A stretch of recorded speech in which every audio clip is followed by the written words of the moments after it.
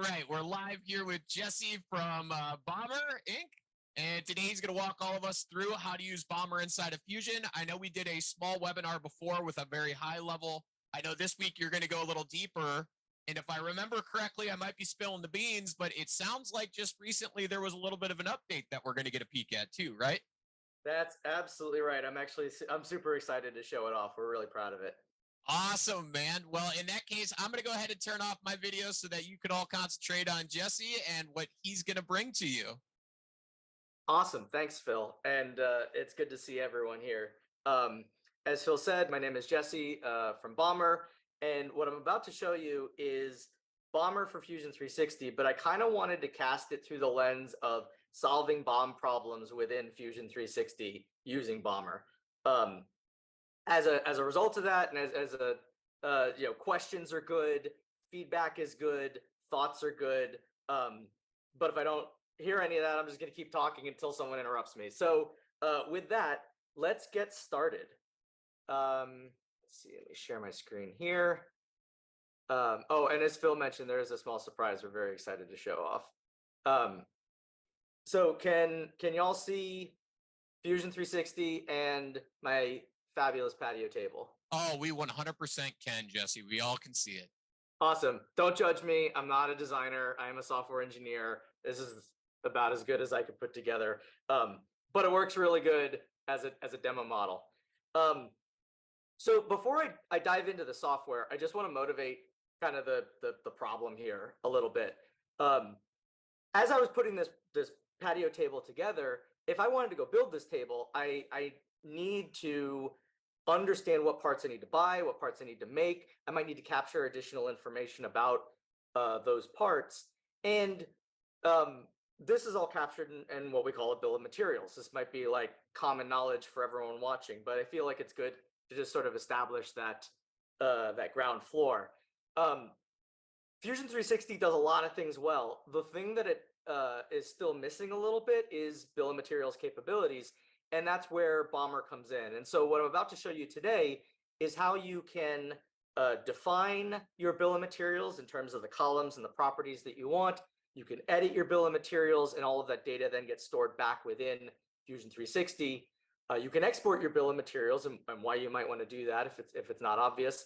And then I'll show some integrations into the Fusion drawings, because I mean, your mileage may vary, but what we hear back from our customers is, try as we might, we're not getting away from 2D prints at the assembly level anytime soon. And so what we try and do is integrate within drawings to let people build their assembly drawings with the data that they want.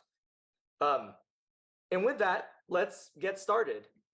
Utilities in Fusion 360 is where we live. Once Bommer is installed, there will be this panel here under utilities called Bommer.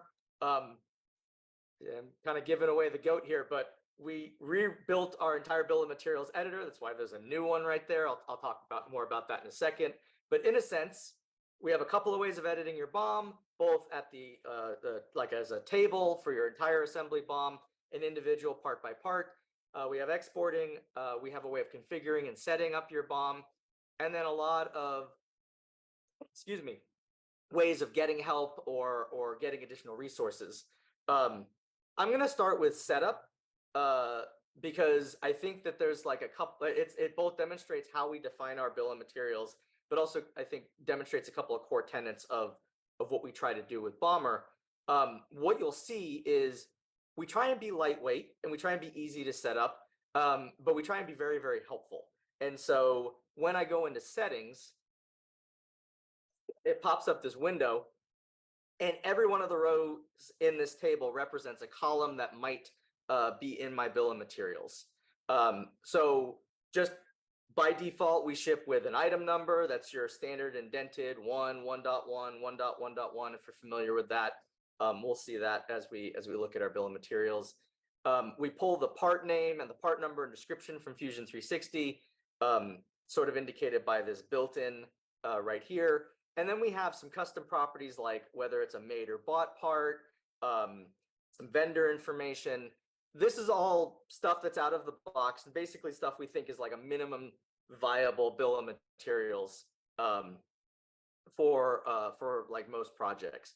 There's obviously more that you can do here, and we're going to add some properties here to set up our bill of materials the way we want to for this walkthrough. Other things you might have noticed is we also have other built-in information like mass properties, dimensions, bounding box dimensions, the material. We count quantity, so we build your bill of materials and count up all of your part quantity, combining like parts or occurrences of the same part. And then a couple of special ones called exclude and part, which I'll talk about in just a second. So what I'm about to do is add a couple of properties. I'll move some things around to organize my bill of materials, and I'll talk through kind of what I'm doing as I do it. If I hit the plus button here, it adds properties. It adds it to the bottom of this list, and every property is defined by a category and a name and a type at a minimum.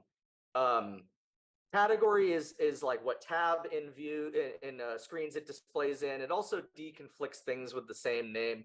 Like if I wanted vendor 1 vendor and vendor 2 vendor, the sum total of those two must be unique. But within across categories, you can reuse names. And the first thing I'm going to do is something that we get a lot of positive feedback on from our users. And this is kind of like a little bit of a surprise. I was intending to set this up a little bit more. We integrate not only with Fusion 360, but with Manage extension as well. So the first property I'm going to add is, and I'm going to put it in general, is my Manage extension item number. This is for folks who use Manage. This is your automatically generated number that it gives you. For those who don't use Manage, when you release a part or when you add a part to Manage, it'll automatically generate a part number or an item number for you. And so I set the type to built-in. Sorry, give me 1 second. I then get this option for all of my built-in properties. And you can see we have quite a few just built-in pieces of data, stuff that we don't ship by default but could be useful, like center of mass, various different data points, IDs, URLs. This list gets added to all the time. In fact, it's one of our most common ways of handling feature requests from our users because they will ask questions like, hey, can you get me this data in my bill of materials? And as long as it's available in the API, the answer is yes, we can. But like I said, I'm going to add item number, oops, if I could spell, item number, Manage extension. And I'm going to change the order. I'm going to go ahead and put this up top a bit. So I can change the order number here and then click this button to slot it into place. And let's put it one up above that. So now my BOM will be Bommer item number, thumbnail, part number, part name, ME item number, and then a couple of other fields after that. And just for deconfliction purposes, change this to F360 part number. This particular model uses both. A lot of our users use both, and you might find that one is an internal versus one is an external number. You might reuse part number to be what we call vendor part number. One of the cool things about the way we built Bommer is you can configure anything that you want within the screens with regards to what your properties are called and what data types they use. So the other change I'm going to make here, just for clarity's sake on the bill of materials, the editing screens, is I'm going to move exclude and part to visibility. Now, exclude and part is one of our more powerful and one of our more elusive to understand or hard to understand features.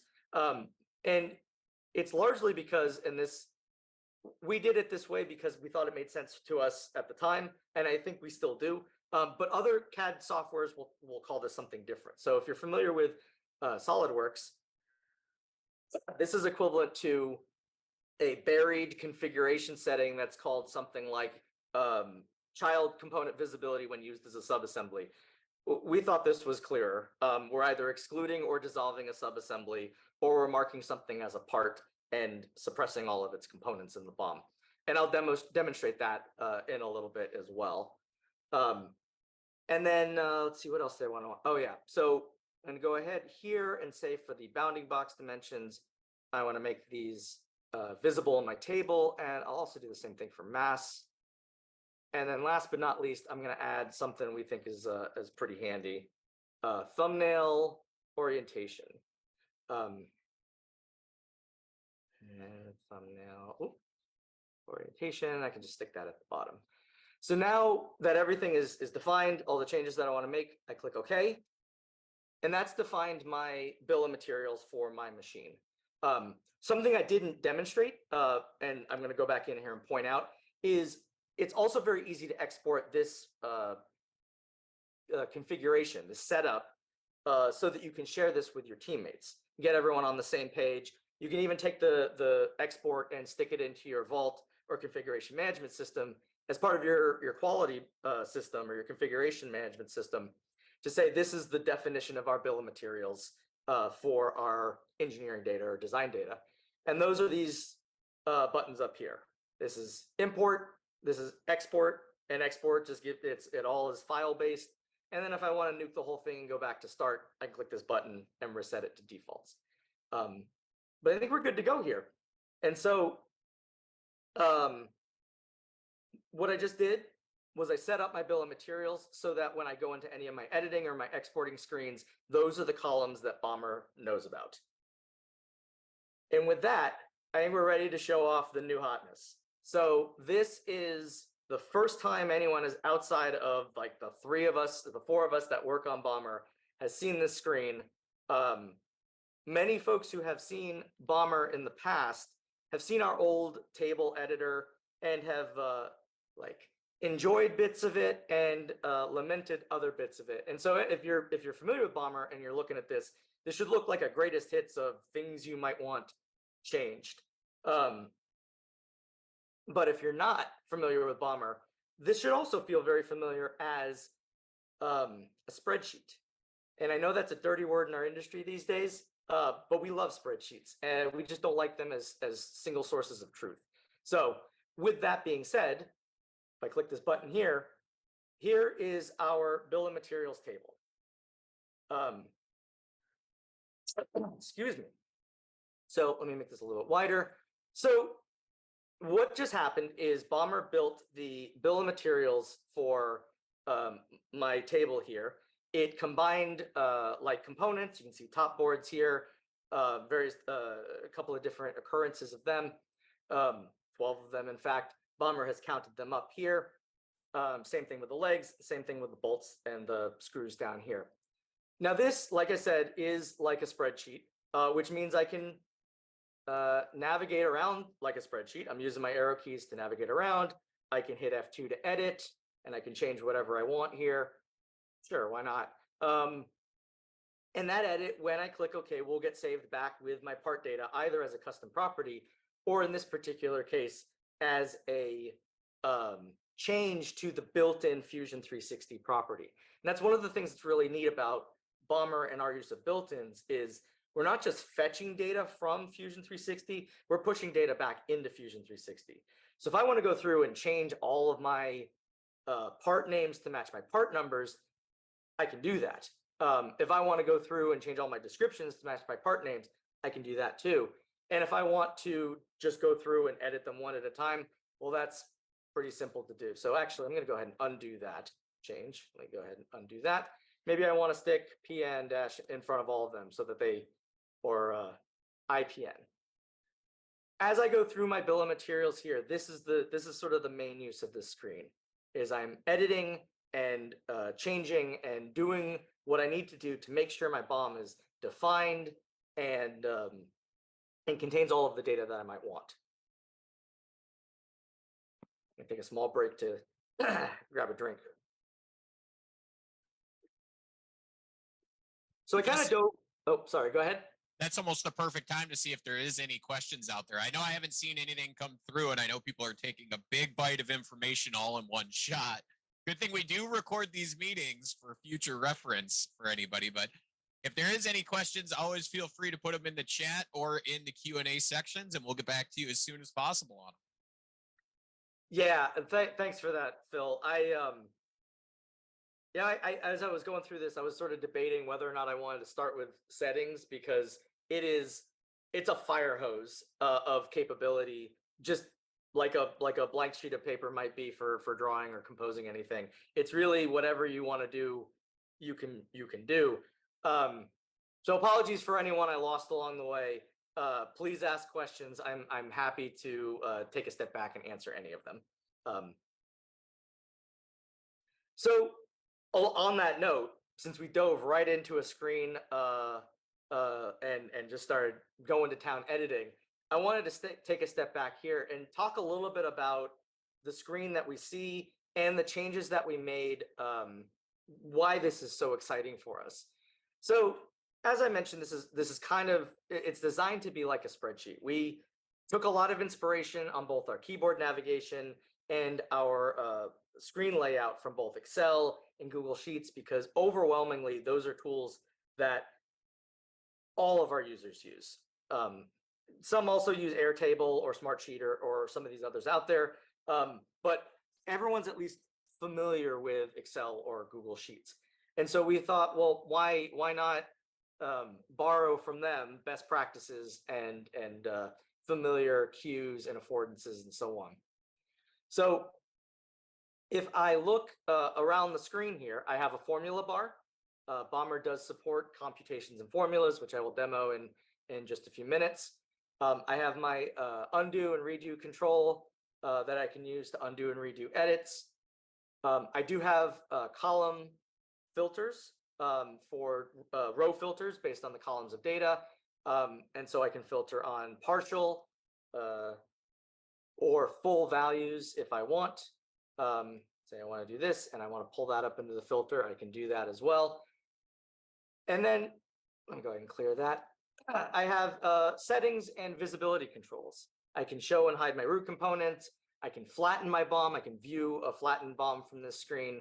And I can show hidden components, which I'll talk about as it pertains to visibility. It's basically a way of showing excluded or suppressed components so that I can make changes to them, maybe change their visibility as well. The table of data is right here in the center, and I can expand and contract my rows. As I hover over rows, I get a couple of different cues about what I can do. On the left here, I have an action menu where I can perform certain actions. Every row has a shortcut to open that part or that design or document in Autodesk Teams. But there's also, for things like the leg, which is a linked component in, I can open that design purely by clicking this button. So I don't have to back out of Bommer in order to interact with my data like I might in Fusion 360. I can do it right within this screen. And that's kind of what we mean when we say we're integrated tightly into Fusion 360. Is we want to be there doing the things or allowing the things that our users want to do at the time they want to do it. They don't need to change out of Fusion 360 to use Bommer, and they don't need to change out of this screen to perhaps interact with other assets that they're using within Fusion. And that is sort of our guiding light, our North Star with Bommer, is feel like an extension of the program we plug into.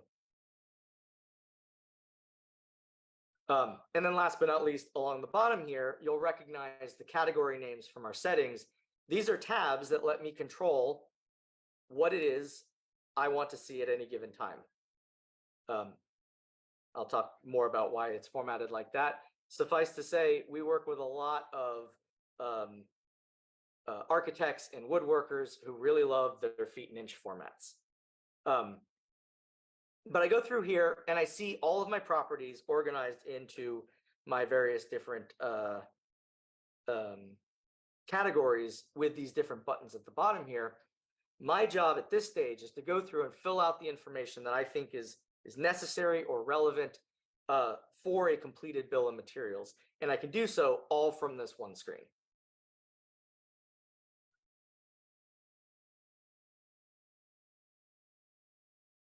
So on the subject of editing, we talk about a little thing that we don't like to confront the fact that we might make mistakes. We don't like to, well, some of us don't. But at least with Bommer, we try and let you down gently. I think it's gently anyway. So I'm going to show a little bit about our error handling or our error presentation, just to show you as you're using Bommer, if you see this, it means something might not be right. Order quantity is a property we ship with that pulls its default value from quantity. It's a numeric field, so I shouldn't be able to put in any free text. But let's just say, for the sake of argument, for my board table, instead, or my top board, instead of 12, I want a lot, because I need a lot. Well, what happens there is we show up the cell in red, and we show an error, what might be going on. This is again, it's an improvement over our existing screen, but it's also a sort of a design philosophy. We want to be helpful, but not obnoxiously helpful. We're not going to pop up a box and beat you over the head with a club that says you made a mistake. We want to make sure, though, that you see, at least not for every error that you might type in. We want to make sure, though, that you see what may be going wrong and you have an opportunity to fix it. And because we built this capability with this and other similar situations in mind, I can hit undo and just undo that mistake, and now I no longer have an error. I mentioned a little bit about linked parts. These are parts that, for those of you who are familiar with Fusion 360, you might know them as reference components, or depending on how familiar you are, XREFs. Really, they're parts that might exist otherwise in my data panel that I link in to my design as a way of building up like a parts library or distributing the work across my team.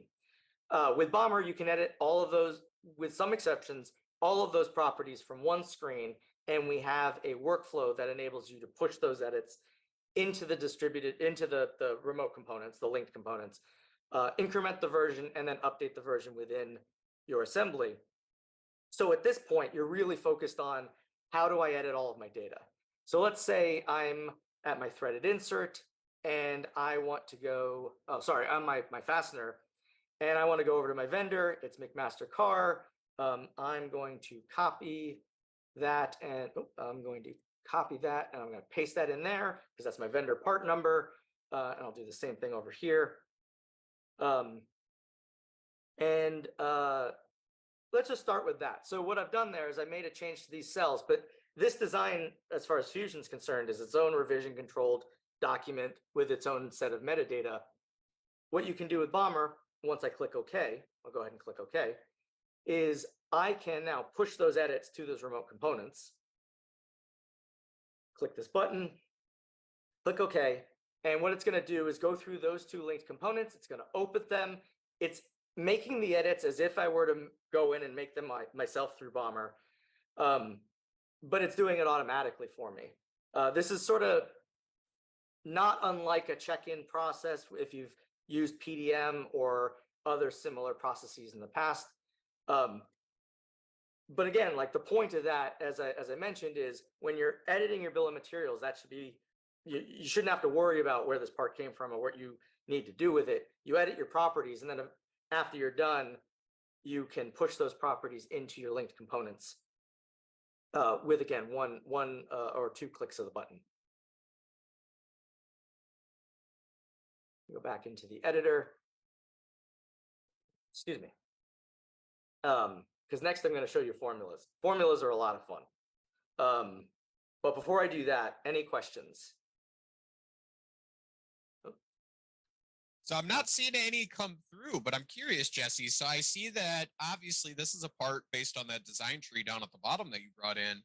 But given the AnyCAD system of Fusion, Bommer works with any of those, right? So I could actually bring in a SolidWorks assembly.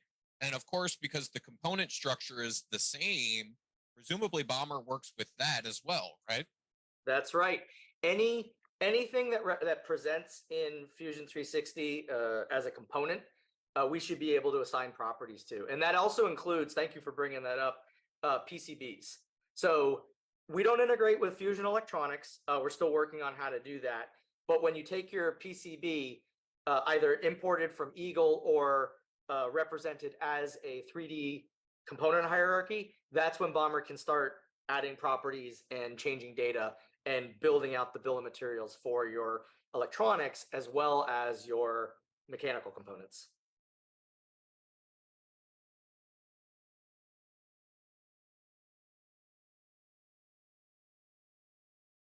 Cool. Any other questions? I'm not seeing any more come in, but I would say just let's take it and run with it. I know I'm learning a ton already. Sounds So great. It's quite great as always. I learn more and more about Bomber every time I meet with you, Jesse. Fantastic, fantastic. Well, cool. Yeah, let's keep this train rolling. I realized before I dive into formulas, I want to talk a bit about visibility. I said it was a great and powerful thing, and then I just sort of glossed over it last time. So let me, or a few minutes ago. So let me talk about visibility in a sense that, or in a couple of different contexts. So I have a couple sub-assemblies within Fusion 360 here, within my design. I've got my top frame, which has a welded frame and 4 top braces. And that's this guy, and you can't really see it, but there's like wooden braces in each corner. And then I have my leg, which is a leg and threaded insert.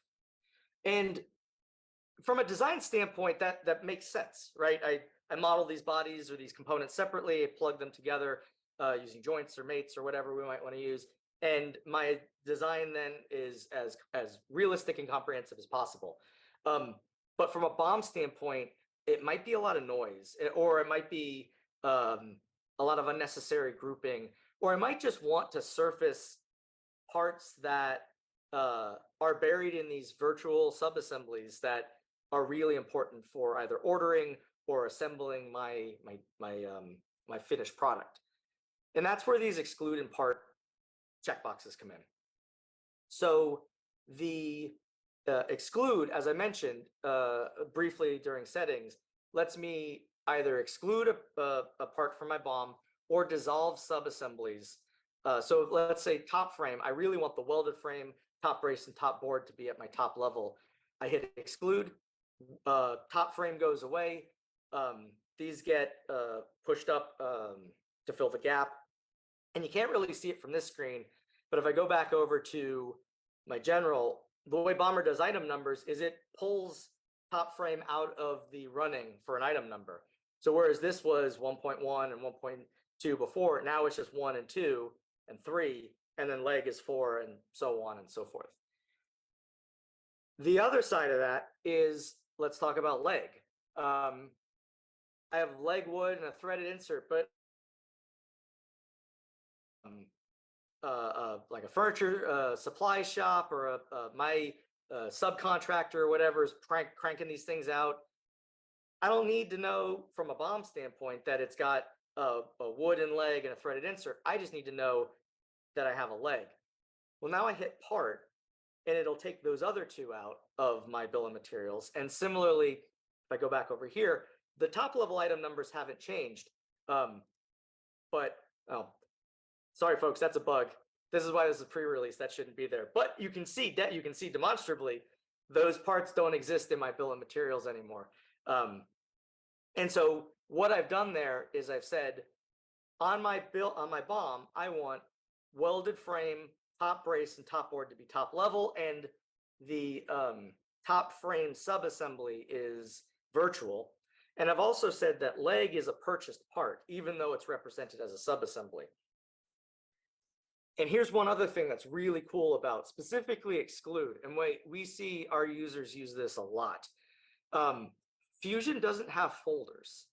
So if I want folders for, let's say, hardware or purchased parts, or organize my parts by, I don't know, logical subassemblies or whatever, well, I can always assign metadata that gives me those dimensions within my BOM, but it doesn't really help me when I'm browsing through 1,000 components and I need to hide 900 fasteners, for example.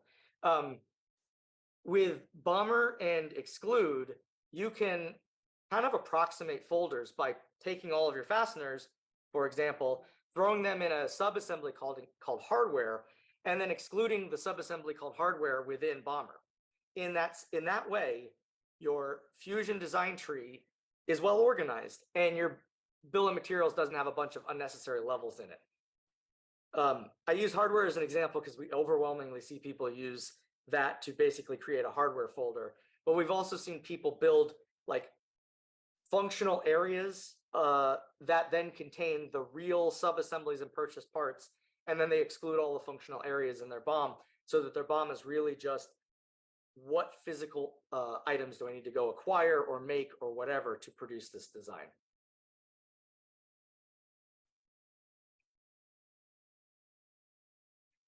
Cool. And then since I promised it, formulas. This is going to be a little bit weird because I had intended to create a property specifically for this demonstration. But I'm going to use vendor description. Let's just say I want to put some computed data within my vendor description. So like Excel or Google Sheets, if I'm hovering over the cell and I hit enter, or I start typing, or start typing with an equal sign, I will start editing the cell, and the equal sign is what denotes a formula for Fusion 360, or for Bommer for Fusion 360. Formulas can reference other properties within the bill of materials. And so if I'm looking at, let's say, leg, I might want to say, oh, I don't know. Actually, let's do top board. So I might want to say longest dimension. God, I typed today. So if I just start with longest dimension, it will give me the same value that I see over in top board in my bounding box. But now I can do things like multiply it by quantity. And so now I get 27 feet. So I need, not thinking about things like waist or kerf or any saw blade kerf or anything like that, I need at least 27 feet of whatever board to go into top board. And just for to amp it up a little bit, let's just say for the sake of argument, my wood supplier really likes the metric system. I'm working in feet and inches here. I need to give him a total number of, total amount of material in millimeters. Well, with Bommer, we have unit conversion operators within our formulas. So if I just add the this operator here, colon is the unit conversion, and hit enter, now it's 80, 229 and 60 hundredths of a millimeter in terms of total material. And I don't know, let's just round it up, and then I'm gonna say total millimeters of material. So what I'm doing here is just building up this more and more complex formula, where I'm like doing string concatenations and rounding, and now when I hit enter, I should probably put a space there. And I'll expand this so that we can see it. This is neat because what I did is I composed this string or this piece of text by taking my longest dimension, my quantity, rounding, and then adding in some pieces of text. And why this is really cool, additionally, is because I'm driving it off the longest dimension or quantity, if any of those two values change, my formula changes. If I add more boards, my vendor description automatically updates to include those additional boards. And if I change the length of the boards, same thing. In this sense, we can use formulas really to build automation, either whether it be secondary operations, work instructions, hints to our suppliers, anything that you might write in the margins or in the notes on a drawing to say, hey, don't do this or do this, we can build as a computation with our other bill of materials data. And I think I see a question come in. It does look that way. So do Bommer formulas work with parameters? That is a As a good matter, question. as a matter of fact, they do. And in fact, let me find a parameter that I can go use to show this. But you use it exactly the same way. So if I go to solid, modify, change parameters, let's say top board. Oh man, they changed this entire screen since the last time I looked at it. All right, so is it sketch? Yeah, I mean, you should have some under the sketch area. There's probably quite a few here, there, and everywhere. Again, Yeah, for the yeah. record, everybody, Jesse eats, breathes, and sleeps computer code. He does not eat, sleep, and breathe CAD. Yeah, apologies for me fumbling through this. Yeah, I'll take a whole Yeah, depth. you can do whole depth right there. D81, it looks like, nonetheless. Yep. Not And to just say for that this is a good time to go ahead and sales pitch, but as all of you know, if you actually sign up for our platinum support, we eat, breathe, and sleep the actual CAD and CAM data as well as Bomber nonetheless. So we're here for each and every one of you. We even have a support app plugin, which I keep bugging Jesse to install, but he does keep reminding me that I believe it doesn't work with Mac at this moment today, yeah. nonetheless. So Yeah, sorry, I'm a Mac guy through and through, but yeah, good pitch. And echoing that, I am definitely a computer guy, and bill of materials are my life right now. But I'm not the guy to ask about Fusion help. Phil and his team are the guys to ask about and gals to ask about Fusion help. So if I just named it whole depth so that I could just give it a name here. If I go, that was in top brace, I think, or top board. Go over here, getting a little lost here. Full depth. So, oh, and I'm gonna just for visualization's sake, I'm gonna strip the units off. So as you saw, for better or for worse, it carries all of the unit information from the parameters and from the built-in types that have units like dimensions and mass properties. And I have I have Fusion 360 currently set up to format feet and inches in architectural formats. But I wanted to show this as an illustration. So I told Bomber in this particular case to ignore the units. Parameters like this and user parameters are really powerful for driving top level configuration into your formulas as well. There is one caveat that we are working on fixing, which is if you do use a lot of linked components, the Fusion stores parameters at the design level or at the document level. And so we're working on how to reconcile that with wanting to edit your bill of materials or push parameters down from a big assembly level. But for things that are either in your part template or are otherwise guaranteed to be across all of your parts, yeah, design parameters are a great way to go.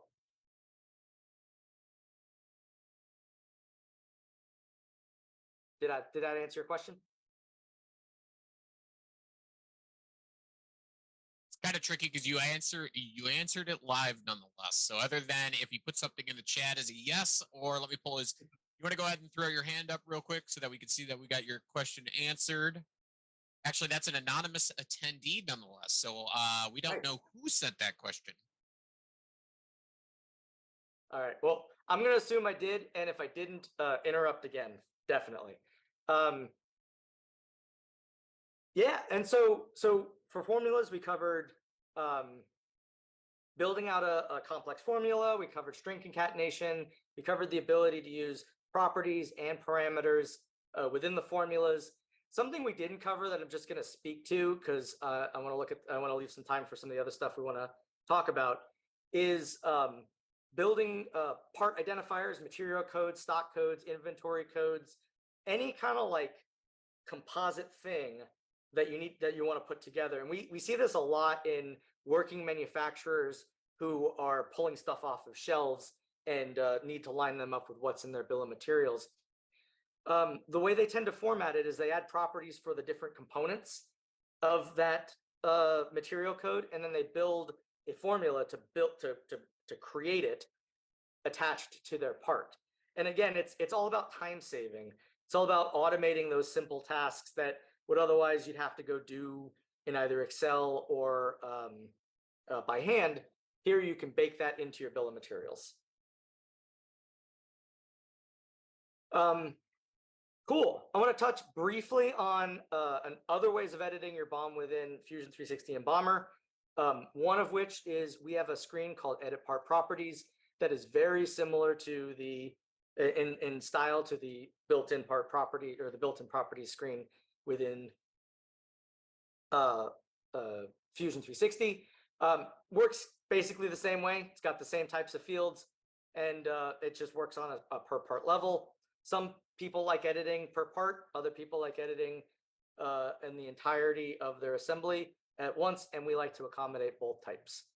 And then the second thing I'll mention, another way to edit your BOM, and this is a little bit of a trick, is through the Fusion 360 properties screen. Because as I've mentioned a couple of times, we synchronize with part number, part name, and description. We pull, and actually other Fusion 360 surfaces as well. We pull the material information out of Fusion 360. Our built-ins mean that changes you make in Fusion 360 are automatically reflected in your BOM. And that becomes really powerful from a not having to worry about, did I update my document perspective? So cool. We talked a lot about editing. We talked a lot about getting our data in. Let's get our data out of Fusion 360. We can export. And when we say export, what we really mean is take the bill of materials in roughly the shape that we want. We have control over the properties we wish to export, and then the ability to respect or ignore the visibility settings. And we dump it into a spreadsheet. Let's start with the top level. A lot of people want to start with the top level export of their bill of materials. We also have a full hierarchy, a full flattened, and then just the parts, either things marked part or the leaf nodes of your BOM, like the actual parts. But let's start with top level. I'm not going to go through all of these, but basically you select which properties you want here from the entire list of properties. When I click OK, it's going to do a little bit of a dance to capture the thumbnails. The dance is kind of fun to watch, especially on larger assemblies. It's our way of providing some entertainment while you wait. When the export is done, you give it a file name, and then it asks if you want to open it. And if you click yes, it'll pop open your Excel editor or XLSX editor of choice. Excuse me. Here is our bill of materials with our item numbers, with our thumbnails, and with all of the properties that we chose to include in our export. We have users use this to export small BOMs, big BOMs, all data, just the data for a specific task. It's really versatile in getting the data out as fast as possible. And just for comparison's sake, let's do a full hierarchy, or let's actually do a flattened bill of materials. And I'm going to go ahead and add in the ME item number. And yeah, that should be good. Same workflow, except now it's going to go into some of those individual parts that it didn't get at the top level. And now when I give it a file name, demo test flat, same question. I got a little bit more data in my bill of materials, but it's also flattened things like leg, which was a subcomponent of leg wood, now has a quantity of 4 because I need to order 4 of the wood that goes into the leg. Same thing with the threaded insert. So a flattened BOM, and I threw this term around a couple of times already, but a flattened BOM is when you need to order parts. Generally speaking, I need to know across my entire assembly that I need 4 of these threaded inserts and 4 of these leg wood. This is a toy example or a table example, if you will, but imagine, if you will, you're working on a robot or a giant, like a plant assembly, a conveyor belt or whatever, and I have the same bolt used across 1,000 sub-assemblies. This helps me collect all of that quantity so I know how much data I need to order or how much parts I need to order in order to fulfill my my manufacturing of that assembly.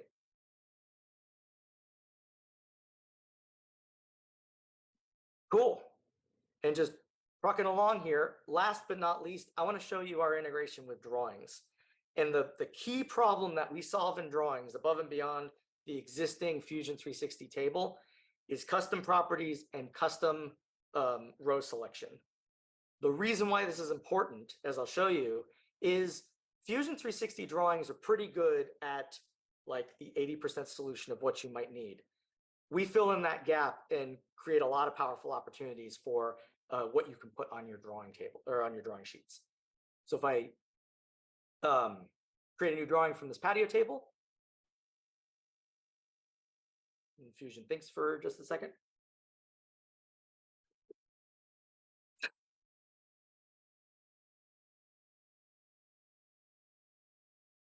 Come on, Fusion. Jesse, is this your internet because you're streaming live right now to my computer, which is trying to record? It might be. I've also noticed, and I assume it's either internet or just something about the screen share, is when I do screen shares of Fusion 360 with Zoom, it sometimes goes a little bit slow. So apologies for that. So it looks like our chat is also disabled, but Anonymous did say that you answered their question. Fantastic. So I've added my picnic table here, and I'm going to go ahead and drag out some balloons. So I'll go ahead and balloon this and balloon this and balloon that. Actually, I'm going to put that. I'll do that later. And then I'm going to balloon that there. And I'm going to move this to there. Nope, not there. Come on, Fusion. There we go. So as I mentioned, like the parts list that's built in, if I wanted to, I could get a top level or an all levels, and it would do my auto ballooning for me. With Bommer, we can also use the auto balloons in many cases, but this sometimes is just a little bit easier, because what I'm about to show you is, oh, I need to save my drawing first. Give me just a second.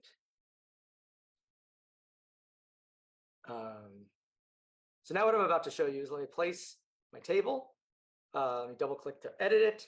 And what I have here is kind of a blank slate that I can use to build up whatever table I want. If I want top level, I can use some shortcuts on these drop-down menus, select all my top level children, and get all of my parts in there. I actually did not end up ballooning, I believe, this one. So I'm going to go ahead and just remove that for the sake of argument for this sheet. And I'll type in my balloon numbers here. We're working on improving this process because typing things in is sort of anathemic to really what we want to do. But it is a surefire way of assuring we get lined up with the built-in Fusion 360 balloons, which is otherwise hard to do for an integration like ourselves. I might argue that the payoff, the trade-off, if you will, is paid back in spades, because I can add things like make buy. I can add in, let's go ahead and add in my dimension information. So let's say, well, my longest dimension there, it's going to kick that out. And let's just say, for the sake of argument, maybe I want to replace part number with ME item number. And then, actually, maybe I don't want make buy after all, because I want my dimensions. So there is my table. I click OK. I save my table. And there's my bill of materials table with exactly the data that I might want. I can also add additional tables with exactly the data that I might want. And we've seen our users do kind of interesting things here. We've seen our users build cut lists for welded structures in addition to their standard top-level parts lists. We've seen hardware lists go alongside the built-in Fusion 360 BOM.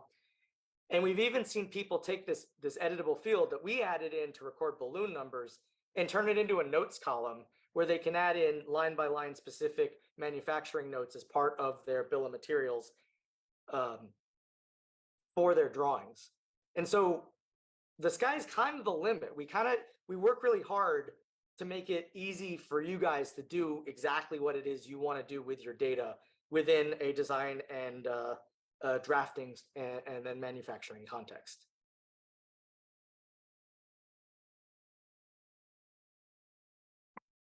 And I think that's basically it. I did want to show sort of a last little illustration of that. This is a drawing that we prepared ahead of time using exploded view and some notes and everything. And there's our Bommer table right down there with the make buy indicator and all of the quantities counted up right next to it. And so sort of in conclusion, that's sort of what we try and do. We try and feel native and extendable at the same time. We try and be there when you need us, and we get out of your way when you don't. And we want to be flexible to your workflow. I tell people who ask, and sometimes people who don't, that it's not my job to tell an engineer how to engineer. It's my job to give you the tools to make it possible to do what you want to do and get out of the BOM space and the clerical work that comes with it, and get back to building your cool product. And yeah, that's my demo. Awesome, Jesse. Well, I appreciate your time. I'm going to go ahead and kick my camera back on, and we're going to leave this open for a few more minutes and see, is there any other questions? Of course, as I say that, I see a little one pop through. This is quite a long one, Jesse. I suggest you read along because I'm not the best of readers. I was gifted with math skills like you were gifted with coding skills, not reading skills. But certain colors designated extra material required for machining on the ends of the face. Is it possible that certain colors designate extra material required for machining on the ends of the face? The plate gets certain colors, and Bommer would recognize it. I think I have an understanding. He's probably looking for like a flame cut or something of that nature, judging by his definition. And I know, Joel, if you want, I can actually allow you to speak if you have a microphone. Would you like to do that and kind of give us a little more?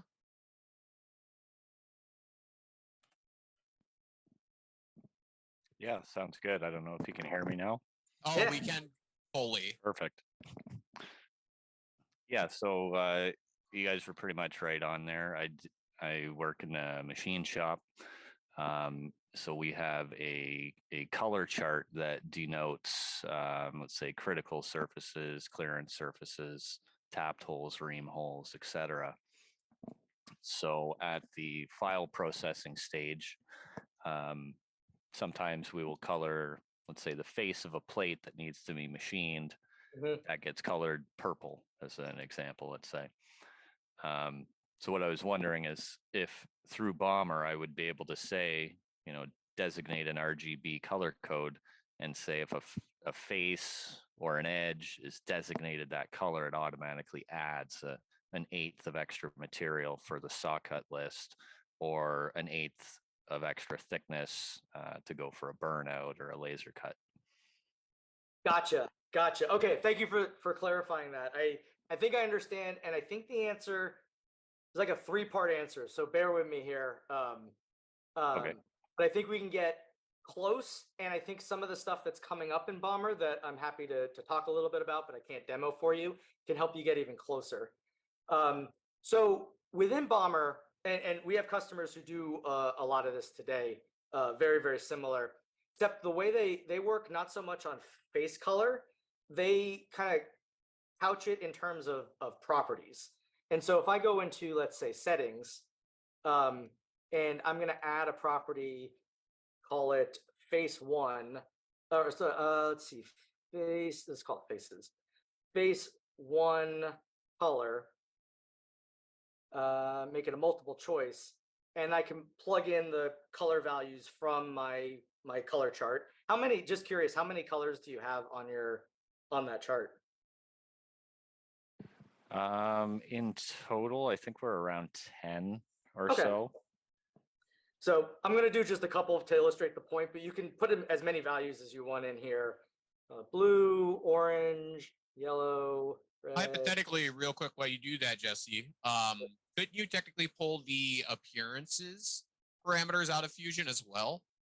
Yeah, so that was one of the other things what I was going to talk about in terms of what's coming, but I can't quite demo it yet. But yeah, so just to sort of finish this thread, what users do today for something like that is they would add properties basically that have the same semantic meaning as those colors. They would call it face one color or whatever you might want to do. Put the multiple choice values in there, and then when I go into my bill of materials, if I go over to faces for, let's say, top board, I can give it one of those colors. Let's say it's orange, for the sake of argument. Now, as it stands today, that's probably where our utility stops, where you could like program, you could get this data into Fusion 360 into your model, but we can't automatically add values to the length yet. Okay. Because what's coming possibly very soon, we're actually going to meet tomorrow to talk about this, is the ability to build conditional logic into your formulas. And so with conditional logic, if else logic, you could say, for example, equals longest dimension plus if, and this is going to throw all sorts of errors because it's not actually working yet, but if color equals orange, et cetera, and so forth, like you might in an Excel format. And using that, you can then add in different eighths, quarters, et cetera, based on the color value that you might want to, that you selected. And then to Phil's point, we're also looking at how to bring appearance in here. The challenge with face appearance is we work on the component and occurrence level. And appearance in Fusion 360 is like this multi-headed beast that is unfortunately more complicated than my brain has been able to figure out so far. So we were going to start with occurrence appearance, but I could definitely see value in bringing in some measure of face appearance if that's how you assign the colors. You could go off the physical material though, Jesse, right? So if they were to make a duplicate of their physical material and then just change the color coding palette, like that would pull through already today, which absolutely would probably work amazing for this specific situation there, Joel. And that's kind of what I've done inside of my inside of my colors on or inside of the appearance window. I've got under my favorite tabs, I've just got the RGB codes, and I've named them as, you know, clearance, critical surface, minimum cleanup, things like that. Yep. And then we've got obviously the hard copy of that lays out all the RGB codes, has a definition and an application for each of those colors. But okay. I think as Fusion gets into, say, toolpath recognition with combination of picking up colors, that'll add a whole other layer on kind of both accounts. Yeah, absolutely. No, that makes a lot of sense. And to echo what Phil said, I probably should have asked this to start. If you already do have physical materials that represent those various either additional operations, we still don't have the ability to add the additional length to the bounding box. That'll come with the or to the dimensions. But as you can see here, the physical material we pull out as a column already within Fusion 360. So at the very least, you can visualize what you've already set those parts to be within your bill of materials, within your Bommer bill of materials. Right. Yeah, that has application as well, for sure. Awesome. Cool. Thanks a lot. Absolutely. Great question. Awesome. I'm going to kick your permissions, Joel, so you can't be talking away or have somebody come into the room on us. Okay. Thanks, guys. In the meantime, is there any other questions before we jump out of this? Not seeing any more come through, so we'll give it a few more minutes, but I am going to put out there that when this is published on YouTube and everybody can see it, if you do want more information about Bommer or our company NexGenCAM, even our support plugin that Jesse needs to install one of these days, there will be links in the bio leading up to that as well. So feel free to go out and actually put in your information. I think there's even this talk about, don't you get like a 15-day free trial of Bommer, Jesse? Absolutely, you do. It is on the Autodesk App Store. We do have a no commitment free trial where you can just download it, you accept our terms and conditions, and you just rock and roll. We will ask like demographic information after a day or so because we want to know who we're serving and how to serve you better. But we try really hard to stay out of your way while you're trying it out. And all of that information is available on the App Store page and on our website, which we can link to from the video comments as well. Awesome. So I didn't see any more questions come through. I appreciate everybody's time. I appreciate Jesse, of course, coming on and showing more about the software and the plugin and the capabilities of what you've built. Obviously, this goes far beyond the actual original capabilities of Fusion, and all the tie-ins make it absolutely amazing to me and my team at the end of the day. Awesome. Thank you for having us on, Phil. This is great. It was really fun to be able to share like not only what we do, but why we do it, and talk about real world applications in the context of basically spending less time on your bill of materials. So we really appreciate you having us on. Awesome. To everybody else, thanks for attending, and we'll see you next time.